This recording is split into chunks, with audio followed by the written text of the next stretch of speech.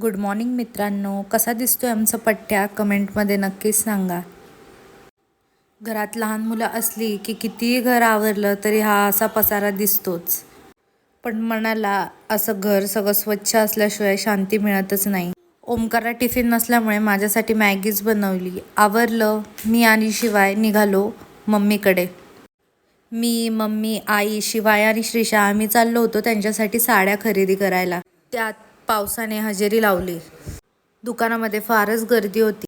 घरी आलो आणि श्रीषा आईंना अशी भाजी निवडायला मदत करत होती. मला आणि ओमकारला मम्मीकडे जेवण होतं. मम्मीनी चिकन बनवलं होतं, खेकड्याचा रस्सा, तांदळाची भाकरी असा बेत केला होता. जेवून घरी आलो आणि आईंनी एवढ्या भाज्या मला घेऊन दिल्या होत्या. त्या सगळ्या व्यवस्थित फ्रीजमध्ये लावून ठेवल्या. श्रीषाला त्या कंटेनरमध्ये पण क्ले भरायचा होता. शिवाय झोपला पण या चेटकिनीची सकाळ झाली होती. असा होता व्लॉगचा 14वा दिवस. आता भेटूया पुढच्या व्लॉगमध्ये. तोपर्यंत बाय. Good night.